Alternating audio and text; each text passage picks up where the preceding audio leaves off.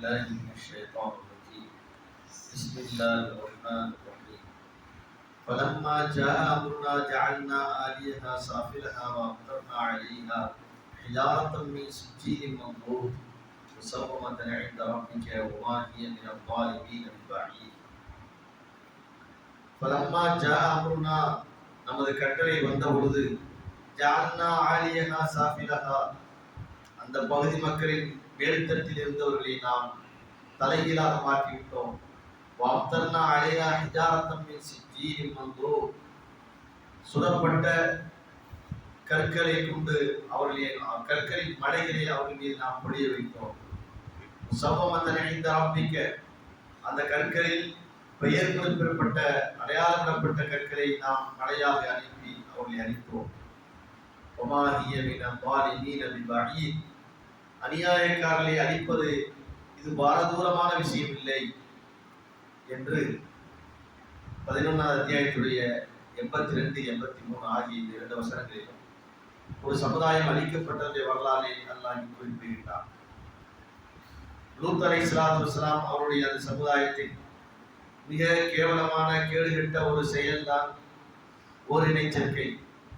அதில் ஈடுபட்டதன் காரணமாக உலகத்திலே முதலாக அந்த சமுதாயம் தான் இப்படிப்பட்ட ஒரு கேவலமான செயலை செய்தார்கள்.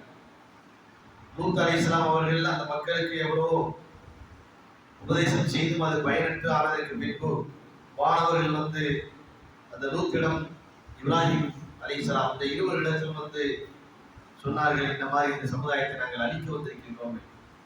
அப்பொழுது இப்ராஹிம் அலைஹிஸ்ஸலாம் அவர்கள் சொன்னார்கள், ஏன் அழிக்கின்றீர்கள்? அந்த சமுதாயத்தில் நல்ல மக்களே யாருமே இல்லையா என்று கேட்டார். இப்ராஹிம் அலைஹிஸ்ஸலாம் அவர்கள் கேட்டார். அப்பொழுது அவர்கள் சொன்னார்கள், ஒரு மனிதர் கூட நல்ல மனிதரே கிடையாது என்று சொன்னார். ஆகையினால் அந்த சமுதாயத்தை நாம் அழிக்கப் போகின்றோம்.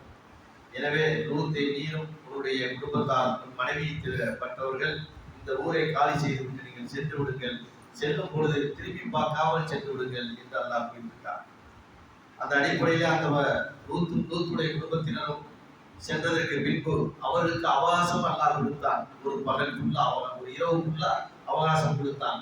அந்த இரவிலே அவர்கள் திருந்தி வாழ்வதாக இருந்தால் அல்லாஹ் அந்த தண்டனை இறக்கியிருக்க மாட்டான். ஏனென்றால் அல்லாஹ்வுடைய ஒரு வழிமுறை என்னவென்றால் எந்த ஒரு சமுதாயத்தையும் கால அவகாசம் கொடுக்காமல் அழிப்பது கிடையாது. தௌபா செய்வதற்கு உண்டான நேரத்தையும் காலத்தையும் அல்லாஹ் என்ன செய்யலாம் அவர்களுக்கு வழங்குவான். அதை மீறி அவர்கள் செய்யும் பொழுதுதான் இறுதியாக தண்டனை இறங்கிவிடும். அதைத்தான் அல்லாஹ் குறிப்பிடுகின்றார். ஃபலம்மா ஜாஅ அம்ருனா நமது கட்டளை வந்தது. அந்த இரவிலே நாம் சொன்னோம், பகல் என்பது மிக தூரம் இல்லை, மிக சமீபத்தில் இருக்கின்றது. இதற்குள் நீங்கள் என்ன செய்யுங்கள், தௌபா செய்து உங்களுடைய பாவத்திற்கு மீளுங்கள் என்று நாம் சொன்னோம். ஆனால் அவர்கள் மீளவில்லை.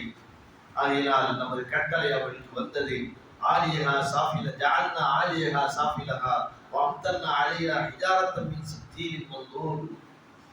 அது எப்படி அல்லாஹ் அழித்தார் என்றால் ஒவ்வொரு சமுதாயத்தையும் ஒவ்வொரு விதமாக அழித்திருக்கின்றார். இந்த சமுதாயத்தை எப்படி அழித்திருக்கின்றார் என்று சொன்னால் பூமியை அப்படியே மேல தூக்கி அப்படியே பரட்டுவாங்க. பூமியை மேலாக தூக்கி மேலுள்ளவர்கள் எல்லாம் கீழே விடுகின்ற மாதிரி அந்த மாதிரி புரட்டி போட்டார். பூமியை அல்லாஹ் என்ன செய்தார், புரட்டி போட்டார். அதோடு மட்டுமல்ல, அதற்கு முன்பு அந்த பரட்டுவதற்கு முன்பு வஅம்தர்னா அலைஹா ஹிஜாரத்தன் மின் சிஜ்ஜீலின் மன்தூர் சூடேற்றப்பட்ட செங்கல் கற்கள் பொடி கற்களை கொண்டு அவர்களை அழித்தான். ஒரு மலை, அதாவது கல்மாரி மலை பொழிந்து என்று சொல்கிறார்களே, அந்த மாதிரியான கல்மாரி மலை பொழிந்து கடுமையான வேதனை அல்லாஹ் அவர்களுக்கு கொடுத்தான், தண்டனையை கொடுத்தான். அந்த கல்ல முஸவ்வமத்தன் பொறிக்கப்பட்டது, அடையாளப்பட்ட கல். ஒவ்வொரு மனிதனுடைய பெயரும் அதுல பொறிக்கப்படும். இந்த கல்லு அந்த மனிதனை மட்டும் புகாரில் வரக்கூடிய ஒரு செய்தி என்னவென்றால் நபிகள் ஸல்லல்லாஹு அலைஹி வஸல்லம் குறிப்பிட்டார்கள், ஒவ்வொரு தலைவர்கள் தான் முதலில் அழிக்கப்பட்டார்கள். அந்த ஊர் அந்த பகுதி மக்களுடைய தலைவர்கள் இருப்பாங்க, ஏன்னா அவர்களும் அந்த கெட்ட செயல் இருந்தது. ஆகையால் முதலிலே அந்த தலைவர்களை தான் அல்லாஹ் அழித்தான். அதற்கடுத்து அந்த பகுதி இருக்கின்ற அனைத்து மக்களையும் அந்த பொறிக்கப்பட்ட கல், பெயர் குறிப்பிடப்பட்ட அந்த கல் அவர்களை வந்து இறங்கி அவர்களை அழித்தது. வமா ஹிய மின ஸாலிமீன பிபஈத் அநியாயக்காரர்களை அழிப்பதற்கு அல்லாஹ் இது ஒரு பெரிய பாரதூரமான விஷயம் இல்லை, அது மிக தூரமான விஷயம் இல்லை என்பதையும் அல்லாஹ் குறிப்பிடுகிறார். உலகத்திலே அநியாயம் மக்கள் தலைவிரித்து ஆடும் பொழுது அது எப்படி அழிப்பது என்பதை அல்லாஹ்வுக்கு தெரியும். எவ்வளவுதான் ஆட்சியும் அதிகாரம் இருந்தாலும் கூட அதை அழிப்பதற்கு அவனுக்கு ஒரு பெரிய கஷ்டம் இல்லை. நாம் இன்றைக்கும் பார்க்கின்றோம் எத்தனையோ சமுதாயம் எப்பொழுதும் என்ன செய்கின்றது, அழிக்கப்படுகின்றது. காரணம் அந்த பகுதி மக்களுடைய தீமையை அதிகமாகும் பொழுது அந்த மக்கள் என்ன செய்கிறார், அழிக்கப்படுகின்றார். அதனால் அல்லாஹ்வை பொறுத்த வரைக்கும் ஒரு மனிதனை, ஒரு சமுதாயத்தை அழிப்பது ரொம்ப பெரிய கஷ்டம் அல்ல. மிக சர்வசாதாரணமாக ஒரு நொடியில் அது நடந்துவிடும். குன் பயக்கும் இன்னமா அராதல்லாஹு ஐயக்கூல லஹு குன் பயக்கும். அவன் நாடினால் குன் என்ற ஒரு வார்த்தை தான்.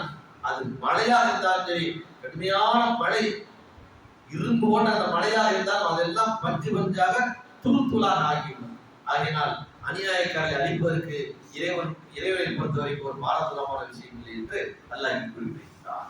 இந்த மாதிரியான ஒரு கெட்ட செயலிருந்து சமுதாயம் பாதுகாக்கப்படும். இன்றைக்கு சர்வ சாதாரணமாக பப்ளிக்கா அரசாங்கமே என்ன செய்ய கோர்ட்ல தீர்ப்பை கொடுது, தப்பு இல்லை அப்படின்னு. அப்ப சமுதாயத்துடைய அந்த கலாச்சாரம் எந்த அளவுக்கு சீர்கெட்டு இருக்கின்றது என்பதை நாம் பார்க்கிறோம். அல்லாஹ் அதிலிருந்து காப்பாற்ற வேண்டும். சுப்ஹானல்லாஹ்.